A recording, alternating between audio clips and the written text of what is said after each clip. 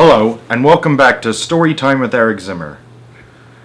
Our next Roald Dahl classic, and this is the 18th one I read, is the beloved classic Charlie and the Great Glass Elevator, the sequel to Charlie and the Chocolate Factory. I know it's been over 3 months since I read that book, but, well, I promised I would get to this one too. And now we're finally gonna read it. I wish they would make this into a movie too, but let's see how good the book is. Because I haven't read it as a whole yet, but now I'm going to. You ready? Alright, let's begin. Chapter 1. Mr. Wonka Goes Too Far. The last time we saw Charlie, he was riding high above his hometown in the Great Glass Elevator. Only a short while before, Mr. Wonka had told him that the whole gigantic, fabulous chocolate factory was his, and now our small friend was returning in triumph with his entire family to take over. The passengers in the elevator, just to remind you, well, it's been a while, were Charlie Bucket, our hero, Mr. Willy Wonka, chocolate maker extraordinary, Mr. and Mrs. Bucket, Charlie's father and mother, Grandpa Joe and Grandma Josephine, Mr. Bucket's father and mother, and Grandpa George and Grandma Georgina, Mrs. Bucket's father and mother. Grandma Josephine, Grandma Georgina, and Grandpa George were still in bed, the bed having been pushed on board just before takeoff. Grandpa Joe, as you remember, had gotten out of bed to go around the chocolate factory with Charlie. The Great Glass Elevator was 1,000 feet up and cruising nicely. The sky was a brilliant blue. Everybody on board was excited at the thought of going to live in the famous chocolate factory. Grandpa Joe was singing. Charlie was jumping up and down. Mr. and Mrs. Bucket were smiling for the first time in years. You mean they haven't smiled at all in years? Huh. And the 3 old ones were in the bed, were grinning at one another with pink toothless gums. What in the world keeps this thing up in the air? Croaked Grandma Josephine. Skyhooks, said Mr. Wonka. You amaze me, said Grandma Josephine. Dear lady, said Mr. Wonka, you are new to the scene. When you have been with us a little longer, nothing will amaze you. These skyhooks, said Grandma Josephine. I assume one end is hooked onto this contraption we're riding in, right? Right, said Mr. Wonka. What's the other end hooked onto? Said Grandma Josephine. Every day, said Mr. Wonka, I get deafer and deafer. Remind me, please, to call up my ear doctor the moment we get back. Charlie, said Grandma Josephine, I don't think I trust this gentleman very much. Nor do I, said Grandma Georgina. He footles around. Charlie leaned over the bed and whispered to the 2 old women. Please, he said, don't spoil everything. Mr. Wonka is a fantastic man. He's my friend. I love him. Charlie's right, whispered Grandpa Joe, joining the group. Now you be quiet, Josie, and don't make trouble.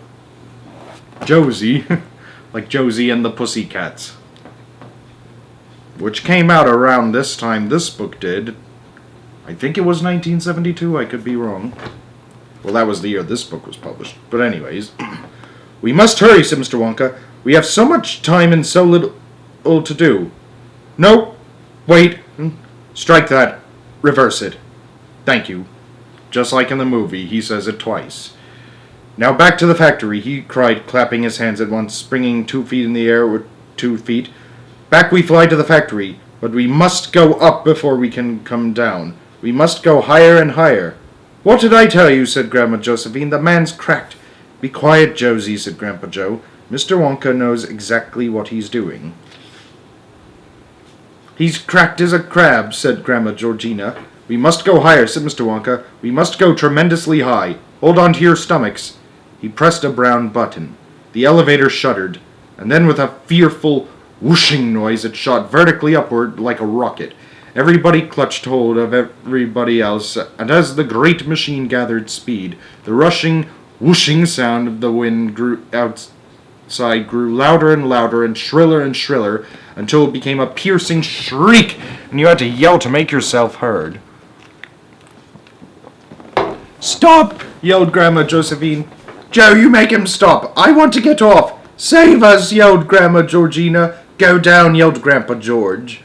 No, Mr. Wonka yelled back. "We've got to go up." "But why?" they all shouted at once. "Why up and not down?" "Because the higher we are when we start coming down, the faster we'll be going when we hit," said Mr. Wonka. "We've got to be going at an absolutely sizzling speed when we hit." "When we hit what?" they cried. "The factory, of course," answered Mr. Wonka. "You must be whackers," said Grandma Josephine. "We'll all be pulpified." "We'll be like scrambled eggs," said Grandma Georgina. "That's it, Mr. Wonka, is a chance we shall have to take." "You're joking," said Grandma Josephine. "Tell us you're joking." "Madam," said Mr. Wonka, "I never joke." "Oh, my dears," cried Grandma Georgina, "we'll be lixivated, every one of us." "More than likely," said Mr. Wonka. Grandma Josephine screamed and disappeared under the bedclothes. Grandma Georgina clutched Grandpa George so tight he changed shape. Mr. and Mrs. Bucket stood hugging each other, speechless with fright. Only Charlie and Grandpa Joe kept moderately cool. They had traveled a long way with Mr. Wonka and had grown accustomed to surprises. But as the... I'm not surprised. But as the great elevator continued to streak upward, farther and farther away from the earth, even Charlie began to feel a trifle nervous. "Mr. Wonka," he yelled above the noise, "what I don't understand is why we've got to come down at such a terrific speed." "My boy," Mr. Wonka answered, "if we don't come down at a terrific speed, we'll never burst our way back in through the roof of the factory. It's not easy to punch a hole in a roof as strong as that." "But there's a hole in it already," said Charlie. "We made it when we came out." "Then we shall make another," said Mr. Wonka. "Two holes are better than one. Any mouse will tell you that." "Yeah, well, I hope you get the roof fixed after that." Higher and higher rushed the great glass elevator, until soon they could see the countries and oceans of the earth spread out below them like a map. It was all very beautiful. But when you are standing on a glass floor looking down, it gives you a nasty feeling. Even Charlie was beginning to feel frightened now. He hung on tightly to Grandpa Joe's hand and looked up anxiously into the old man's face. "I'm scared, Grandpa," he said. Grandpa Joe put an arm around Charlie's shoulders and held him close. "So am I, Charlie," he said. "What? All of a sudden you're frightened too?" My God, he's been so calm the whole time. "So am I, Charlie," he said. "Mr. Wonka!" Charlie shouted. "Don't you think this is about high enough?" "Very nearly," Mr. Wonka answered, "but not quite. Don't talk to me now, please. Don't disturb me. I must watch things very carefully at this stage. Split-second timing, my boy. That's what it's got to be. You see this green button? I must press it at exactly the right instant. If I'm just half a second late, then we'll go too high." "What happens if we go too high?" asked Grandpa Joe. "Do please stop talking and let me concentrate," Mr. Wonka said. At that precise moment, Grandma Josephine poked her head out from under the sheets and peered over the edge of the bed. Through the glass floor, she saw the entire continent of North America, nearly 200 miles below, and looking no bigger than a piece of candy. "Someone's got to stop this maniac," she screeched, and she shot out a wrinkled old hand and grabbed Mr. Wonka by the coattails and yanked him backwards to the bed. "No, no!" cried Mr. Wonka, struggling to free himself. "Let me go! I have things to see to. Don't disturb the pilot." "You madman!" shrieked Grandma Josephine, shaking Mr. Wonka so fast that his head became a blur. "You get us back here this instant." "Let me go!" cried Mr. Wonka. "I've got to press that button or we'll go too high. Let me go, let me go." But Grandma Josephine hung on. Charlie, shout, Mr. Wonka. "Press the button, the green one. Quick, quick, quick." Charlie... Look at them go. Charlie leapt across the elevator and banged his thumb down on the green button. But as he did so, the elevator gave a mighty groan and rolled over onto its side. Then the rushing, whooshing noise stopped altogether, and an eerie silence took its place.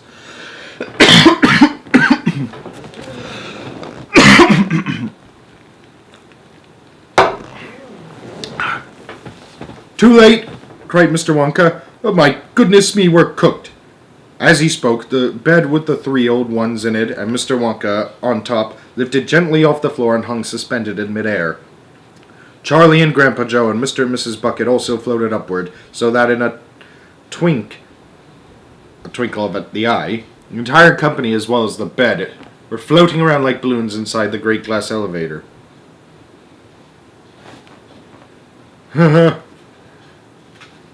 I've got a nasty feeling about this.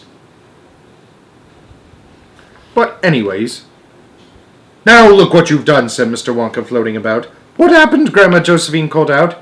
She had floated clear of the bed and was hovering near the ceiling in her nightshirt. "Did we go too far?" Charlie asked. "Too far!" cried Mr. Wonka. "I'll say we went too far. You know where we've gone, my friends? We've gone into orbit." They gaped. They gasped. They stared. They were too flabbergasted to speak.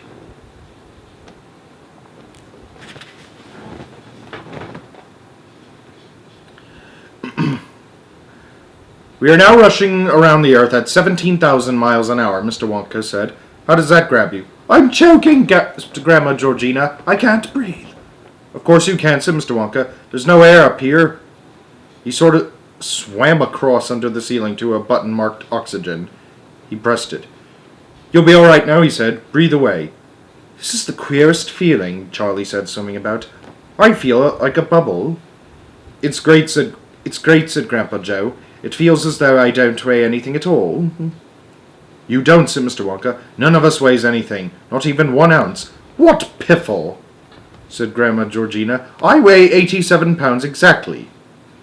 "You must not be a very tall person to weigh that much." "Not now you don't," said Mr. Wonka. "You are completely weightless." The 3 old ones, Grandpa George, Grandma Georgina, and Grandma Josephine, were trying frantically to get back into the bed, but without success. The bed was floating about in midair. They, of course, were also floating, and every time they got above the bed and tried to lie down, they simply floated up out of it. Charlie and Grandpa Joe were hooting with laughter. "What's so funny?" said Grandma Josephine. "We've got you out of bed at last," said Grandpa Joe.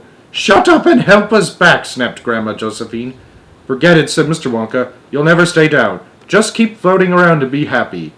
"The man's a madman," cried Grandma Georgina. "Watch out, I say, or he'll lixivate the lot of us." I gotta look that word up later.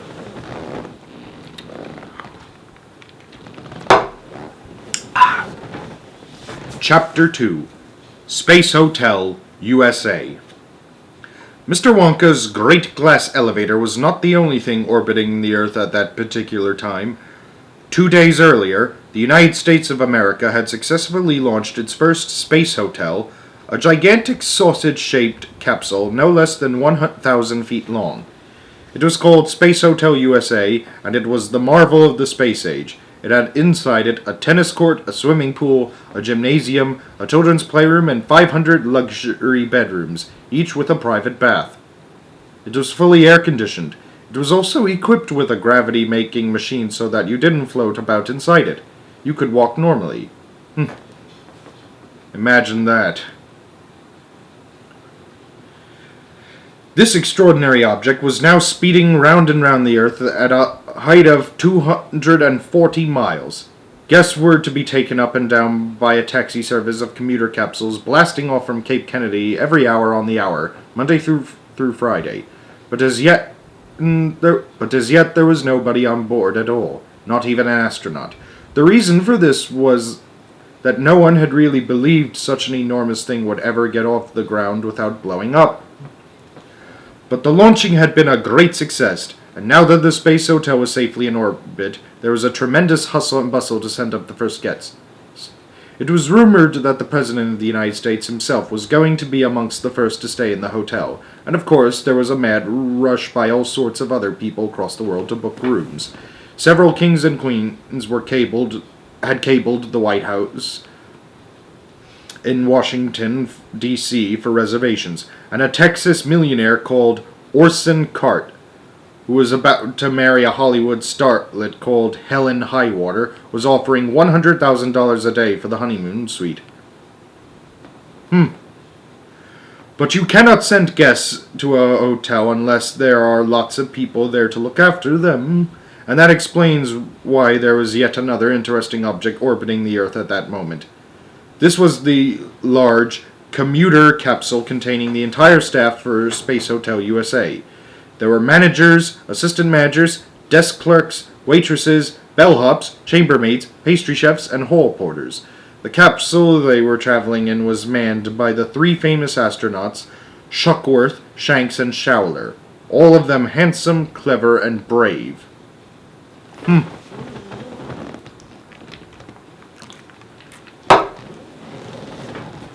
In exactly 1 hour, said Shuckworth, speaking to the passengers over the loudspeaker,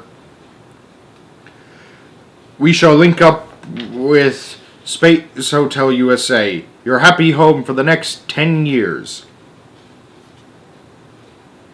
That long? And at any moment now, if you look straight ahead, you should catch your first glimpse of this magnificent spaceship. Aha! I see something there. That must be it, folks. There's definitely something up there ahead of us. Shuckworth, Shanks, and Showler, as well as the managers, assistant managers, desk clerks, waitresses, bellhops, chambermaids, pastry chefs, hall porters, all stared excitedly through the windows. Shuckworth fired a couple of small rockets to make the capsule go faster, and they began to catch up very quickly. Hey! Yelled Showler. That isn't our space hotel. Holy rats! Cried Shanks. What in the name of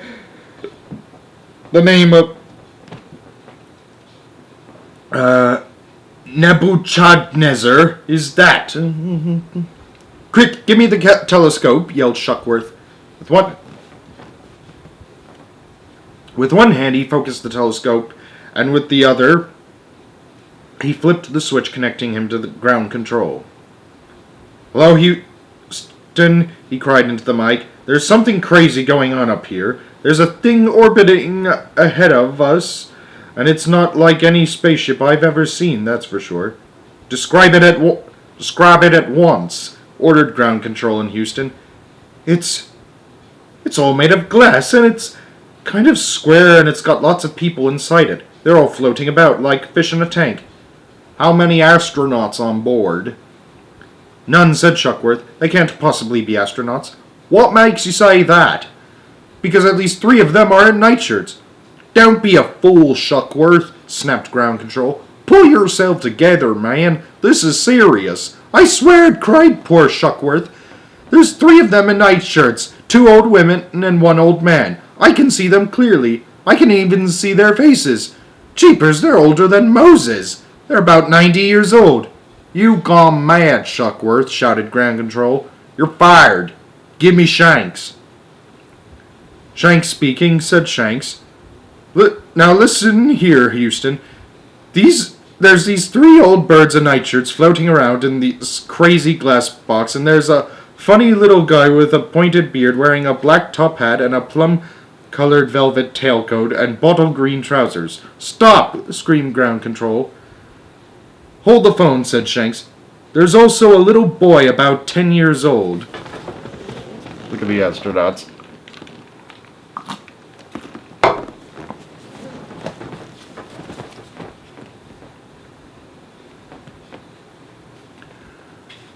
That's no boy, you idiot, shouted ground control. That's an astronaut in disguise. It's a midget astronaut dressed up as a little boy. Those old people are astronauts too. They're all in disguise. How would you know? You're not even up there with them. But who are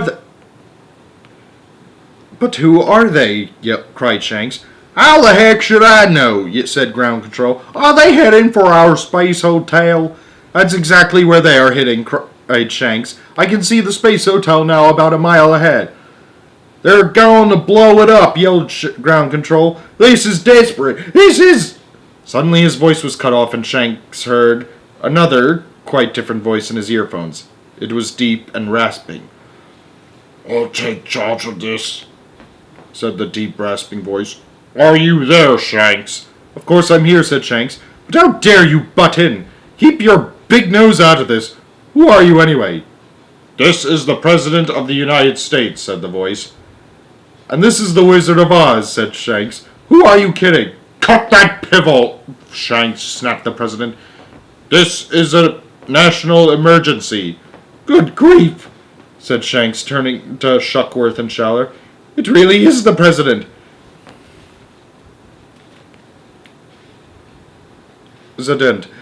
It's Lancelot R. Gilligrass himself. Well, hello there, Mr. President, sir. How are you today? How many people are there in that glass capsule? Rasped the President. 8, said Shanks, all floating. Floating? We're outside the pull of gravity up here, Mr. President. Everything floats.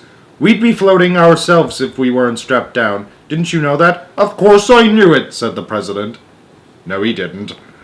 What else can you tell me about that glass capsule? There's a bed in it, said Shanks. A big double bed, and it's floating, too. A bed? Barked the President. Who ever heard of a bed in a spacecraft? I swear it's a bed, said Shanks. You must be loopy, Shanks, declared the President. You're dotty as a donut. Let me talk to Shaller. Shaller here, Mr. President, said Shaller, taking the mic from Shanks. It is a great honor to talk to you, Mr. President, sir. Oh, shut up, said the President. Just tell me what you see. It's a bed, all right, Mr. President. I can see it through my telescope. It's got sheets and blankets and a mattress. That's not a bed, you driveling thickwit, yelled the President. Can't you understand it's a trick? It's a bomb. It's a bomb disguised as a bed. They're going to blow up our magnificent space hotel. Who's they, Mr. President, sir? Said Shaller. Don't talk so much and let me think, said the President. There were a few moments of silence. Shaller waited tensely. So did Shanks and Shuckworth. So did the managers and assistant managers and desk clerks and waitresses and bellhops and chambermaids and pastry chefs and hall porters. Okay, he doesn't really have to list every single one of them every single time. But anyways. And down in the huge control room at Houston, 100 controllers sat motionless in front of their dials and monitors, waiting to see what orders the President would give next to the astronauts. I just thought of something, said the President. Don't you have a television camera up there on the front of your spacecraft, Shaller? Sure do, Mr. President. And switch it on, you nit, and let all of us down here get a look at this object. I never thought of that, said Shaller. No wonder you're the President. Here goes. He reached out and switched on the TV camera in the nose of the spacecraft. And at that moment, 500 million people all over the world who had been listening in on their radios rushed to their television sets. On their screens they saw exactly what Shuckworth and Shanks and Shaller were seeing. A weird glass box in splendid orbit around the Earth, and inside the box, seen not too clearly, but seen nonetheless, were 7 grown-ups and 1 small boy in a big double bed, all floating. 3 of the grown-ups were bare-legged and wearing nightshirts, and far off in the distance, beyond the glass box, the TV watchers could see the enormous, glistening, silvery shape of Space Hotel USA. But it was the sinister glass box itself that everyone was staring at, and the cargo of sinister creatures inside it. 8 astronauts so tough and strong they didn't even bother to wear spacesuits. Who were these people? And where did they come from? And what in heaven's name was that big, evil-looking thing disguised as a double bed? The President had said it was a bomb, and he was probably right. But what were they going to do with it? All across America, and Canada, and Russia, and Japan, and India, and China, and Africa, and England, and France, and Germany, and everywhere else in the world, a kind of panic began to take hold of the television watchers. Keep all clear for them, Shaller, ordered the President over the radio link. Sure will, Mr. President, Shaller answered. I sure will. To be continued.